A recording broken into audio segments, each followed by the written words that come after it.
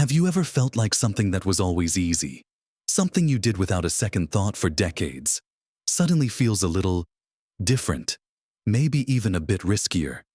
It's one of those strange things about getting older. For years, we do certain activities, handle certain situations, or even just live our daily lives in ways that feel completely normal, completely safe. But then, without much warning, our bodies change in subtle ways. Our balance might shift. Our reaction time slows just a fraction. Or our ability to handle heat or cold isn't quite what it used to be. And what was once a perfectly safe, routine part of life can unexpectedly become something we need to approach with much more caution. It's a reality that can feel a bit unsettling, maybe even a little unfair. Things we rely on for independence or enjoyment suddenly come with a hidden layer of risk we never anticipated. But understanding these changes isn't about fear. It's about empowerment. It's about recognizing these shifts so we can continue to live full, active lives safely. In this video, we're going to explore 5 common things, everyday parts of life, that can suddenly become more dangerous after you turn 65 and, importantly, what you can do about it. Stay with me until the very end, because there's something we'll discuss that might genuinely surprise you. So, let's dive right in and talk about some of these everyday things that can take on a new level of risk. The first one on our list, and perhaps one of the most significant for maintaining independence, is driving. For most of us, driving is something we've done for 40, 50, even 60 years. It's second nature. We hop in the car, turn the key, and go where we need to go, to the shops, to see family, to appointments. It represents freedom and autonomy. But after 65, several things can happen that subtly affect our ability to drive as safely as we once did. Our vision can change, not just requiring glasses, but maybe impacting our peripheral vision. How quickly our eyes adjust to glare from headlights or the sun, or how well we see in low light conditions. Our hearing might diminish, making it harder to hear sirens, horns, or even engine noises that signal a potential issue. Then there's reaction time. It's a natural part of aging for reflexes to slow down slightly. That split second longer it takes to hit the brake or swerve to avoid something unexpected can make all the difference in a dangerous situation. Muscle strength and flexibility can also play a role. Turning your head to check blind spots might become more difficult, or pressing the pedals with the necessary force might require more effort. Even conditions that might develop, like arthritis, can impact your ability to comfortably and safely operate a vehicle. It's not about suddenly being unable to drive, but rather that the margins for error become smaller. A situation you could easily handle at 40 might pose a significant challenge at 70. Think about merging onto a busy motorway, navigating a complex intersection with lots of traffic signals and other drivers, or driving in challenging weather like heavy rain or fog. These situations demand quick processing of information, sharp reflexes, and good sensory input, all things that can be subtly affected by age. It's vital to be honest with ourselves about our driving abilities. Are you finding yourself more stressed in heavy traffic? Are you having near misses more often? Is nighttime driving becoming particularly difficult? These are signs. It's worth considering some steps to either improve safety or explore alternatives. Getting regular eye and hearing tests is crucial. Discussing any physical limitations with your doctor, like stiff joints, can also help identify if they are impacting your driving. Taking a defensive driving course specifically designed for older adults can be incredibly beneficial. They often cover common scenarios and strategies to compensate for age-related changes. Sometimes, small adjustments to driving habits can make a big difference. Avoiding driving at night or in bad weather, planning routes to avoid challenging intersections, or leaving more space between your car and the one in front. It's a difficult conversation to have, sometimes with ourselves and sometimes with family. But prioritizing safety on the road is paramount, both for ourselves and others. It doesn't mean giving up independence entirely, but perhaps finding safer ways to maintain it. moving from the road to something found right in our homes, or even just walking outside. Stairs and uneven surfaces. It sounds so basic, doesn't it? We've walked up and down stairs our whole lives, navigated bumpy pavements, and stepped over thresholds without a second thought. But falls are one of the leading causes of injury and hospitalization for people over 65, and stairs and uneven ground are frequent culprits. Why does this become more dangerous? Several factors converge. Firstly, balance naturally tends to decline with age. Our sense of where our body is in space, our vestibular system, can become less sharp. Muscle strength and flexibility, particularly in the legs and core, also decrease, making it harder to catch ourselves if we stumble. Bone density often lessens, meaning a fall that might have resulted in just a bruise at 40 could easily lead to a broken hip or wrist at 70.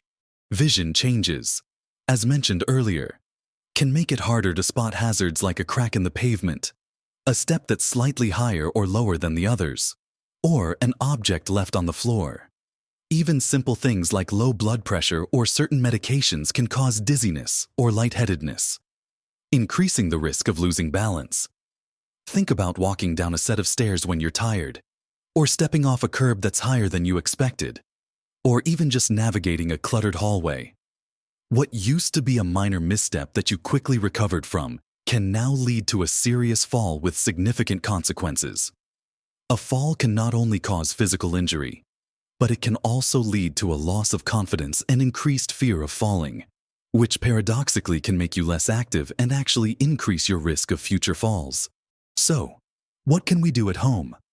Simple modifications can make a huge difference installing handrails on both sides of stairs, improving lighting in hallways and stairwells, removing tripping hazards like loose rugs or clutter, and ensuring carpets are well secured. Outside, being more mindful of where you're stepping is crucial. Wear sturdy, non-slip shoes. Use handrails whenever available, whether on stairs or ramps. Take your time, especially on uneven or unfamiliar terrain. If you feel unsteady, it's okay to pause or even ask for help. Exercises that improve balance and strength, like Tai Chi or simple leg exercises, can be incredibly effective in reducing fall risk. Discussing any dizziness or balance issues with your doctor is also vital, as these could be symptoms of underlying conditions or medication side effects that can be addressed. It's about being proactive and making small changes to your environment and your habits to keep yourself steady and safe on your feet. Paying attention to these seemingly minor details can prevent major injuries and help you maintain your independence and confidence. Building on the idea of things that affect our balance and overall stability, let's talk about something else that many of us use regularly: medications, including those you buy without a prescription. For years, you might have taken an over-the-counter pain reliever for a headache or an allergy pill for sniffles without a second thought. But after 65, the way our bodies process medications changes significantly. Our metabolism slows down, meaning drugs stay in our system longer. Our kidney and liver function might not be as efficient, impacting how medications are cleared from the body. This can lead to higher concentrations of the drug in your bloodstream, increasing the risk of side effects. Even at doses you used to tolerate easily, what was once a standard dose of something like a cold remedy might now make you feel drowsy, dizzy, or even confused. And it's not just prescription medications. This applies to vitamins, supplements, and herbal remedies too. The more medications you take, the higher the risk of drug interactions, where one medication affects how another one works, potentially making one less effective or increasing the side effects of the other. For example, taking certain pain relievers along with blood pressure medication can cause problems. Combining something that makes you drowsy, like an antihistamine, with another medication that has a similar side effect can significantly impair your balance and coordination, drastically increasing your risk of a fall, especially if you're also dealing with age-related balance decline. Sometimes, even seemingly innocuous things like certain foods or drinks can interact with medications. Grapefruit juice, for instance, can interfere with several common prescription drugs. It's a complex web, and what was safe before can become a minefield of potential issues. The danger here isn't just the side effects themselves, which can range from uncomfortable to severe, but how they impact your daily function and safety. Dizziness from medication could cause a fall while walking downstairs. Drowsiness could make driving dangerous. Confusion could lead to mistakes like taking the wrong dose or mixing medications incorrectly. It's a silent danger because you might not immediately connect how you're feeling to the pill you took hours ago. To navigate this safely, open communication with your doctor and pharmacist is absolutely crucial. Bring a list of everything you take: prescriptions, over-the-counter medications, vitamins, supplements, herbal teas, anything you consume regularly for your health. Don't assume the doctor knows what the other doctor prescribed or what you picked up at the chemist. Ask them to review your entire medication list for potential interactions or dosages that might need adjusting based on your age and overall health. Don't be afraid to ask questions about potential side effects and what to do if you experience them. Understanding why you're taking each medication is also empowering. Sometimes, a medication you've been on for years might no longer be necessary, or there might be a safer alternative available. Never stop taking a prescription medication without talking to your doctor first. But it's always okay to have a conversation about whether it's still the best option for you. Using a single pharmacy for all your prescriptions can also help, as pharmacists are excellent resources for identifying potential drug interactions. Being mindful and proactive about your medications is a critical step in staying safe and feeling your best as you get older. Beyond what we put into our bodies, let's consider something else that we simply exist within the environment. Specifically, extreme temperatures. We're used to hot summers and cold winters, but after 65, our body's ability to regulate its temperature changes. It becomes harder to stay cool in the heat and harder to stay warm in the cold. In hot weather, our bodies don't sweat as efficiently as they used to, making it more difficult to cool down. We might also feel less thirsty, even when we are becoming dehydrated. Dehydration itself can cause dizziness, confusion, and exacerbate other health conditions. Heat exhaustion and heat stroke become serious risks. Symptoms like heavy sweating, cold or clammy skin, nausea, dizziness, and weakness can quickly escalate to a life-threatening emergency like heat stroke, characterized by a high body temperature, red-hot dry skin, confusion, and a rapid pulse. What might have felt like just an uncomfortably hot day when you were younger can become genuinely dangerous after 65, especially if you have underlying health conditions like heart disease or are taking certain medications. Think about spending a long time outdoors on a hot day, even just gardening or sitting in the park, or being in a poorly ventilated home during a heat wave. These situations demand extra caution. Conversely, in cold weather, our bodies can lose heat more quickly. We might not shiver as much, which is a way the body tries to generate heat. Hypothermia, a dangerously low body temperature, can set in faster than you might expect, even indoors if the heating isn't adequate.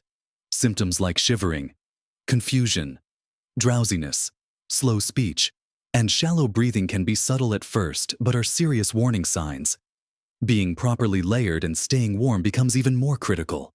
What feels like just a chilly day to a younger person might pose a risk of hypothermia to someone over 65, especially if they are less active or have circulatory issues.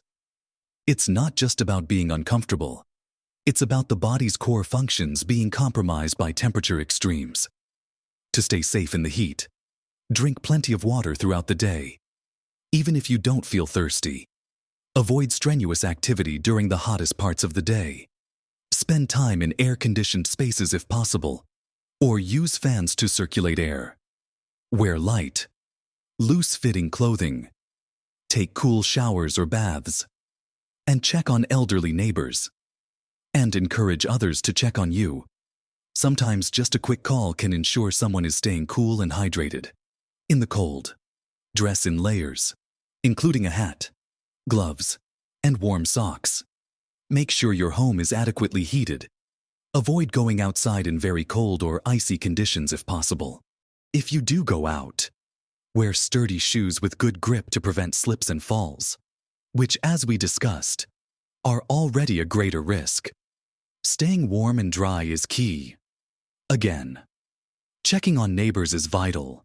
These environmental factors are often overlooked, but they can have a profound impact on health and safety as we age, requiring a more conscious effort to protect ourselves from the elements. And finally, let's talk about something many of us do multiple times a day, sometimes without even thinking about it, lifting or reaching for objects. Whether it's carrying groceries, lifting a grandchild, moving furniture, or simply reaching for something on a high shelf. These actions can suddenly become more hazardous after 65. As we age, we naturally lose muscle mass and strength, a process called sarcopenia. Our bones also tend to become less dense and more brittle, increasing the risk of fractures. This means that lifting something that was once manageable can now put excessive strain on our muscles and joints, leading to sprains, strains, or even tears. Reaching awkwardly can throw off our balance, especially if we're standing on an unsteady surface or reaching overhead, increasing the risk of a fall. Think about lifting a heavy bag of pet food, rearranging books on a high shelf using a step stool, or even just twisting your back while trying to put groceries away. These actions, coupled with decreased muscle support and potentially weaker bones, can lead to painful and debilitating injuries. A simple misstep or overexertion can result in a fractured wrist, a pulled back muscle, or a torn rotator cuff. Injuries that take much longer to heal as we get older and can significantly impact our ability to perform daily tasks. It's not just about heavy lifting either. Repetitive motions, like carrying bags over a long distance or doing extensive yard work, can also put strain on the body.